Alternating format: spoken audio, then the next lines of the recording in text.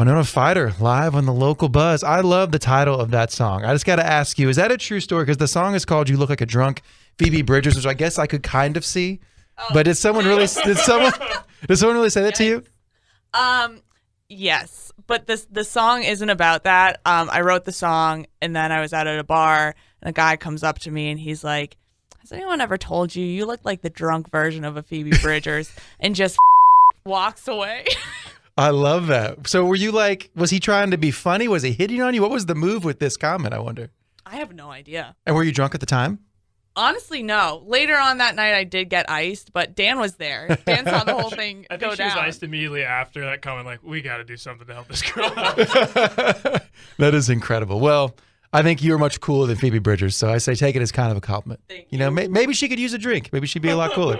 She'd be more calm, that's for sure. Well, I'm glad you guys are here. Winona Fighter, I think, has probably arguably, at least in my opinion, the coolest band name I've ever heard. Like, when I first met you, obviously you were going by something different, but when I saw your posts about it, my first thought was I was mad. How did I not think of that band name? All these years on this earth. But how did you come up with that name? Oh, I give all the credit to Luther over here. We were mulling over band names for a while, and then we were in the car, and he was like, Winona Fighter. He's like, that sounds awesome. And I was like, I don't know. And then we went on a hike, and then I was texting people, and I was like, hey, can you like write this down for me? Can you like see how it looks on paper? Like, let's say that's all your credit then. That's very cool. Yeah, I was trying to come up with like something like there's a like electronic group called Comtrues, and like that's amazing. Like the Dandy Warhols and stuff like that. So I'm like, has anyone done anything with like Winona Ryder?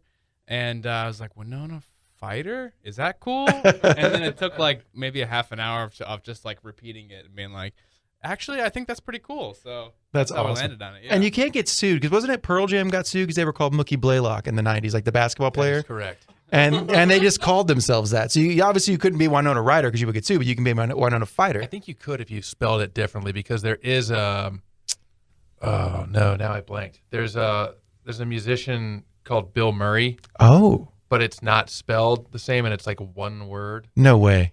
Yeah. I love it. I mean, I feel like you could just steal her name. Doesn't Winona Ryder steal a lot of things anyways in her whole thing? That's that's 90s Winona. Yeah, right? I'll tell you this, though. My mom is so scared we're going to get sued by Phoebe Bridgers. So forget Winona.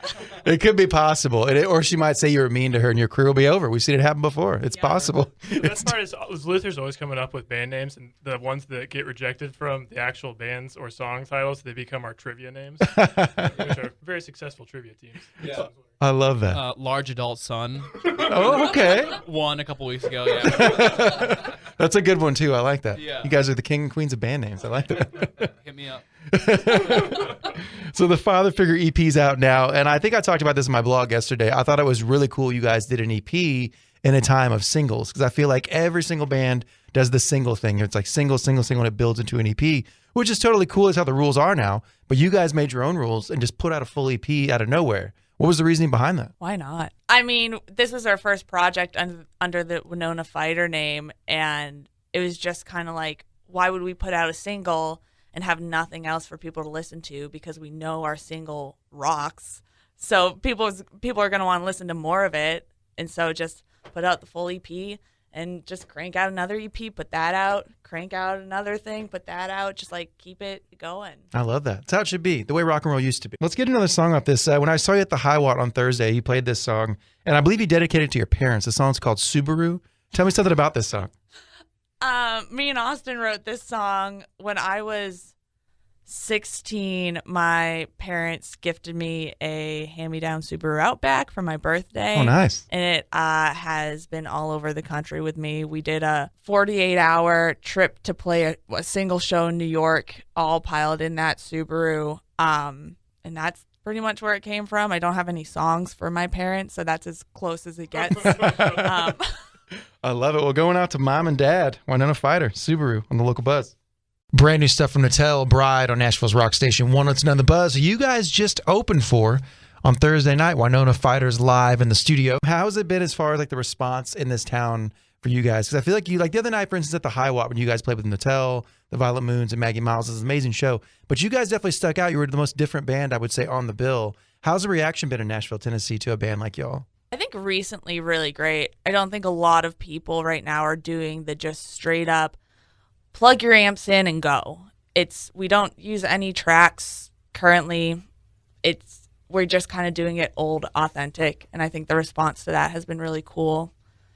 Yeah, I think it's a positive just in terms of standing out. I think that all those artists that you named that we played with at the High Watt the other day kind of can gel together, and it didn't feel weird or outlandish to have all those people on the same bill. But in that same regard, having us close the show out with a big rock show, and yeah, again, the loud amps, no tracks, all that kind of stuff was still different enough that I think people are starting to grab onto that and feel like there's at least something different coming out of this scene, which I think is good.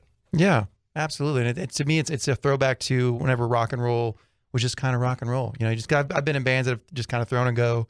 I've been in the track roll, which I don't really like to do. So I think it's cool to see a band just get up there and throw down on the drums as he always does, obviously. Track free. He really is. He really is. And it's funny because actually... Thanks, guys. Of course. Give me that $5 and I told you I'd say it. But we met, actually, you and I met at Grunge Night whenever we played Malibu Behold together, which the Ivans Brothers put together, Grunge Night. And I remember meeting you, and we played together, and I was like, this girl's awesome. Like, she really throws down. I didn't know if you had your own band. And it was my buddy Aaron Kellum from L.A., who I guess you're friends with, too. Oh, yeah. Shout out Aaron. Yeah, he had mentioned, he's like, oh, she's great. I guess you lived in L.A. for a while or worked with him on some sort of level. But it was just cool to see. So I've obviously been a fan of what you've done for a while, and now this project comes out, and here we are, and it's amazing stuff. So talk about full circle. It's also weird you know Aaron because no one else in this town knows him. I love that. Yeah, it's crazy. Aaron was the first guy who was like, yeah, I'll write with this girl when I moved to LA because, people in LA, if you don't have the credits, it's like, I don't know. So Aaron was really cool to work with, and he's actually been out to Nashville pre-COVID, and we wrote together, and he's a cool dude. Yeah, he really is. This is now an interview about Aaron. Yeah. Everyone else can leave. Thank yeah, you. It's just Q&A about him all night long. Close personal friend Aaron. Let's get to another song off the Father Figure EP. This one is called Have You Ever Seen a Fisherman's Knot? What is that title all about? Oh, man. I just have so many crazy thoughts in my head. And that's one of them. I just kept saying it over and over again. I was like, have you ever seen a fisherman's knot?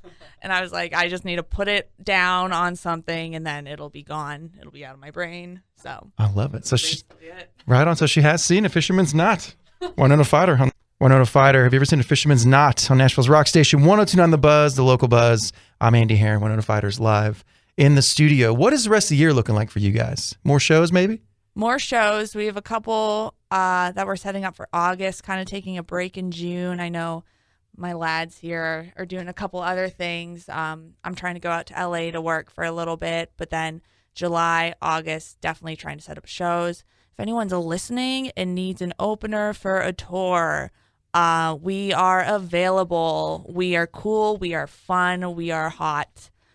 So that's a selling point. She's right. There you go. Nailed it. And then just working on EP too. I mean, that's just basically it. Put out music, play. We want to play as many shows as possible. So right on. I love it. Well, you heard it here first. There's some record industry guy in his car right now smoking a big cigar, and he's like, I found it. I found it. The next big thing. Get her on the phone. Well, guys, since you're here, I know Jack's played before, but we got to play the 5 random question game if you guys would like to play, because I always ask. Let's do it. All right. I like when it's stressful. Interviews should be. Yeah. Right on. 5 random questions. Ignore the silly music playing in your headphones right now. I do apologize for that. Just how we roll here. On 102.9 The Buzz, Winona Fighter. Most underrated Winona Ryder movie. Underrated would be question number 1. What do you guys think? One that no one else seems to like, but you like. The Crucible. Oh, she's in that. I forgot. Oh, yeah. What are you guys? I don't know. It's the only thing that came to mind. Deep cut. I would also say The Crucible, but also a lot of people don't know that it is Winona Ryder in Edward Scissorhands. Oh, it's right. So there you go. That's mine. I love it. I know people have seen Heathers, but I feel like it doesn't get talked about enough, and that's just a banger. Yeah, it is a good one. Great film. I love that. Yeah, so she's actually a really good actress. We should just put that out there. I'm taking away Crucible, actually. It's Mr. Deeds. Yeah, I was thinking Mr. Deeds. That is a great one. Yeah. That is a great one. You heard it here first. Question number 2 with Winona Fighter on the local buzz. So on stage on Thursday, you said something so funny. I actually tweeted it when I got home because I couldn't stop laughing about it. But you were on stage. And so you said, you were like, what if I just passed away right now? What would you guys even do? And then you said, my mom's here. It'd be all traumatic. I thought that was hilarious. But I wanted to ask you, question number 2, would you rather die doing something you love, like being on stage with your mom there awkwardly watching, or would you rather die doing something you hate? Because then at least you're done with the thing that you hate. Would you rather die doing something you love or something you hate? Doing something I love for sure. And my mom wouldn't be upset. She'd just be like, oh, Chloe, are you kidding me? Today? This is so traumatic. Your mom would be upset no matter what. So. She's gonna be upset. Good.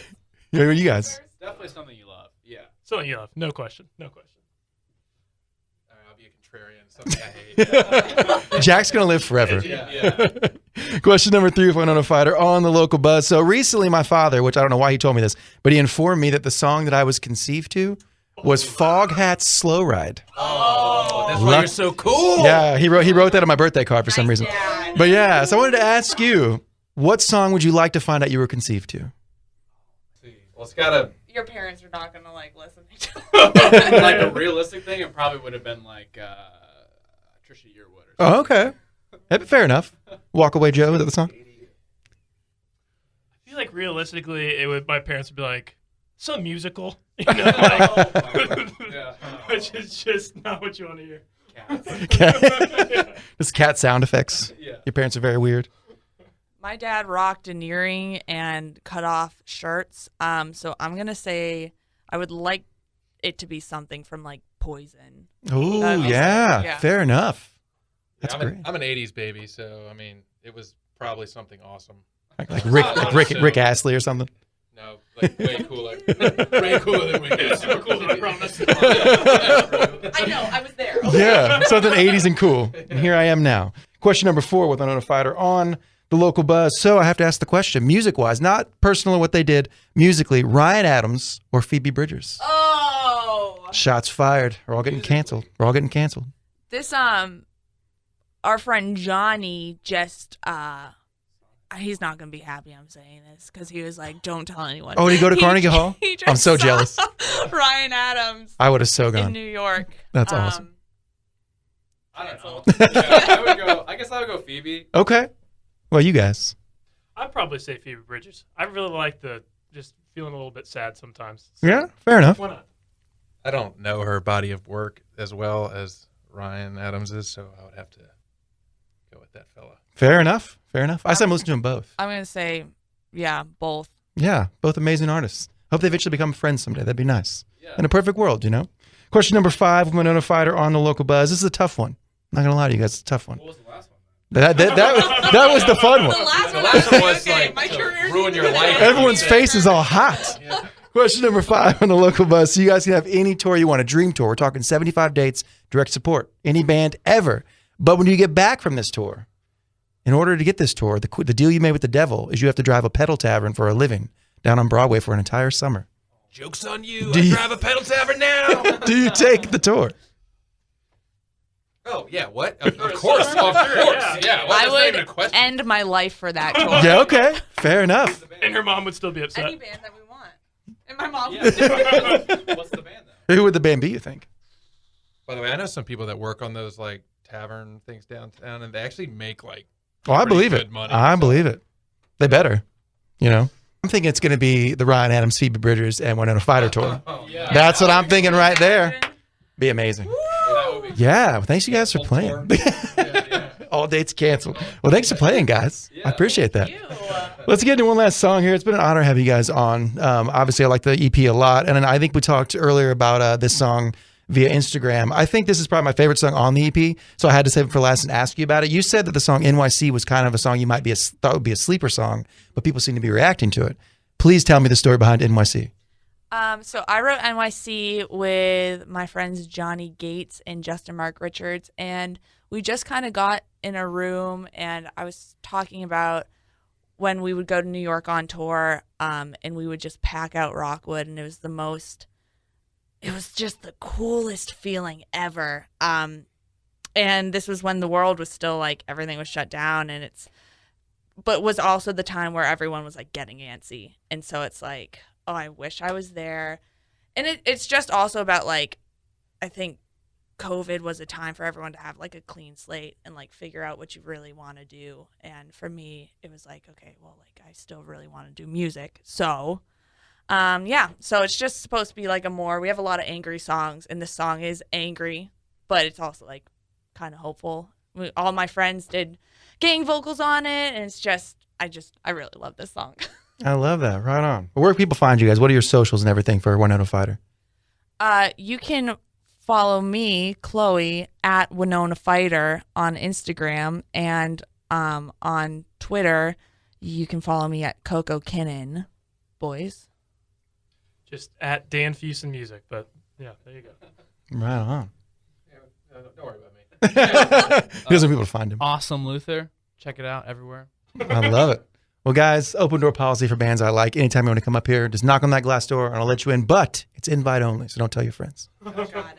Right on. I'll see you next time on Winona Fighter, everyone. NYC on the local buzz. On the local buzz.